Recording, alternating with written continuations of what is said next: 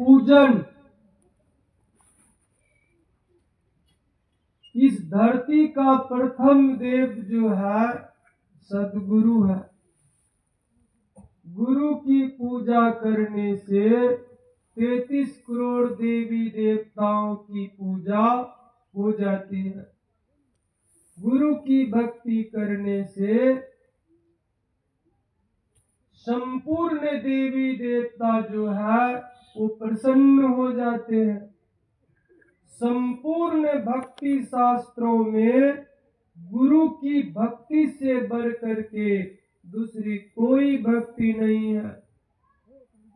इसीलिए हम लोगों को श्रद्धा पूर्वक गुरु की पूजा भी करनी चाहिए।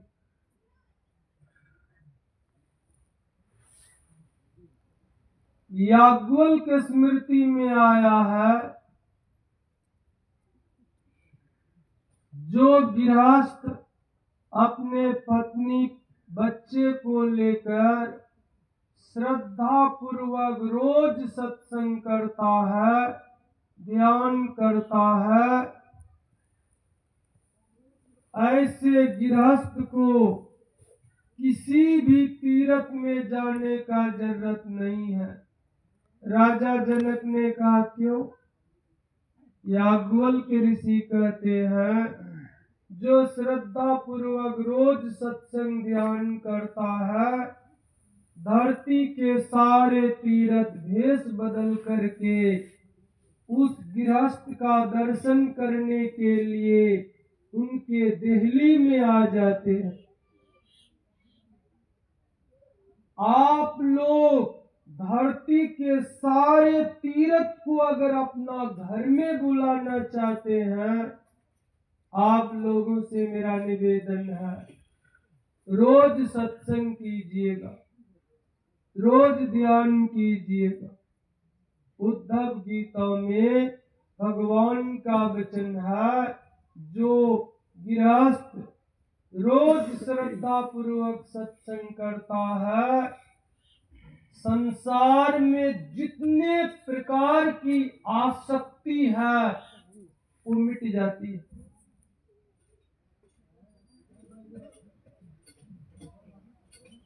अविवेकी के लिए शास्त्र भार है, रागी के लिए ज्ञान भार है, अशांत मनुष्य के लिए मन भार है, जो आत्मज्ञानी नहीं है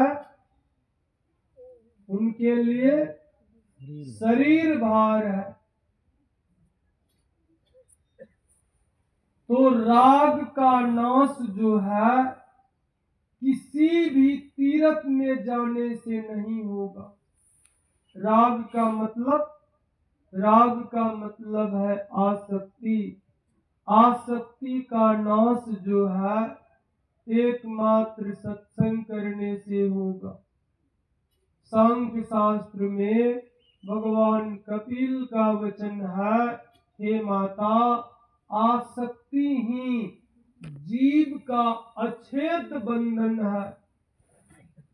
जब तक जीव के भीतर में आसक्ति रूपी बंधन है, ये जीव मुक्त नहीं हो पाएगा, मोक्ष का अधिकारी नहीं बन पाएंगे।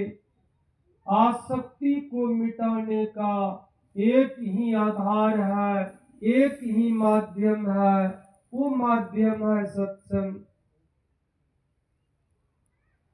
आप लोग अगर कुछ नहीं जानते हैं, चिंता मत कीजिए, सत्संग करते रहिए, ध्यान करते रहिए। जितना प्रवचन अभी चला, सभी बातें याद रखना मुश्किल है। इतना याद रखिए, रोज सत्संग करना है, रोज ध्यान करना है।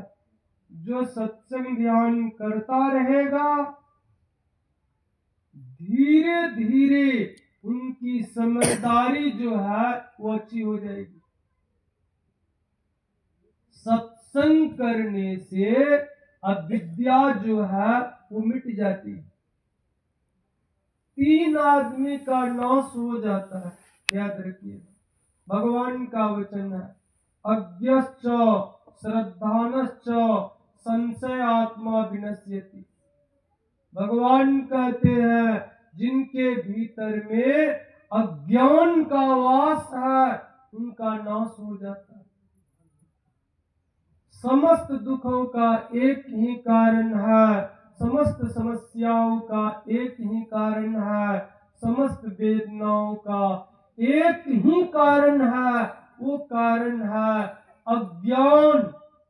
अज्ञान का नाश किसी भी तीर्थ में स्नान करने से नहीं होगा। अज्ञान का नाश किसी भी देवी देवताओं का पूजन करने से नहीं होगा। अज्ञान का नाश कहाँ पर होगा? एकमात्र सत्संग में बैठने से, सत्संग को सुनने से अज्ञान का नाश होगा। भगवान का वचन है, अर्जुन, जब तक मनुष्य के भीतर में अज्ञान रहेगा, अविद्या रहेगी, ये जीव मुक्त नहीं हो पाएगा। आवागमन से उनका छुटकारा नहीं मिलेगा।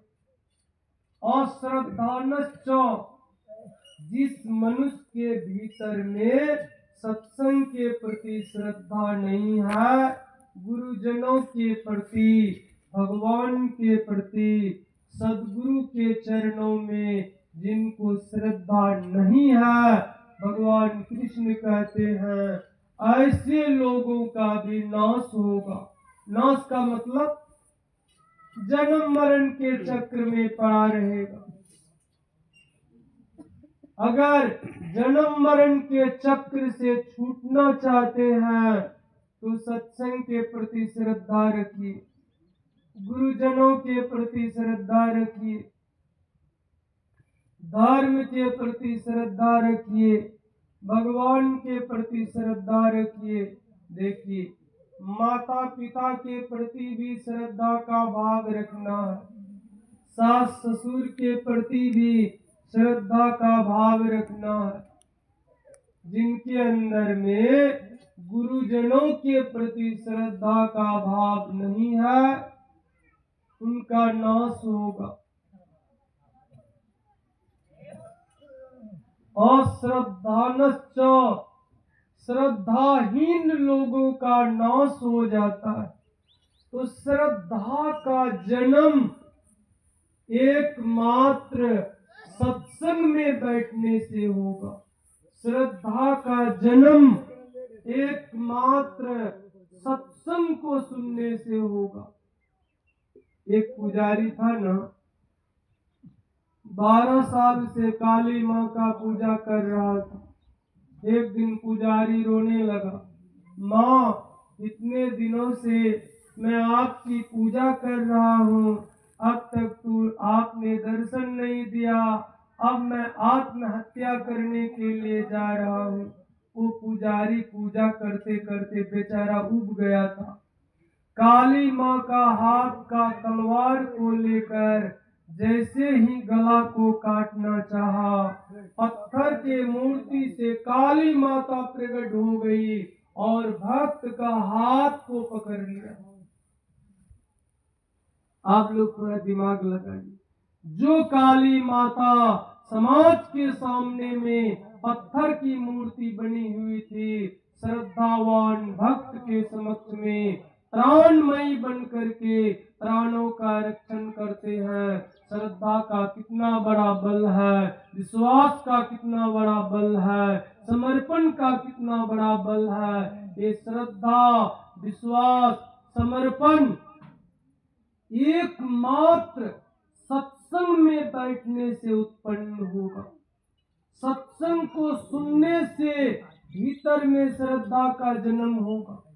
भगवान महावीर का वचन है, जिस मनुष्य के भीतर में श्रद्धा नहीं है, 100 करोड़ कल्प तक बैठ करके ध्यान करेगा, भगवान की प्राप्ति नहीं होगी।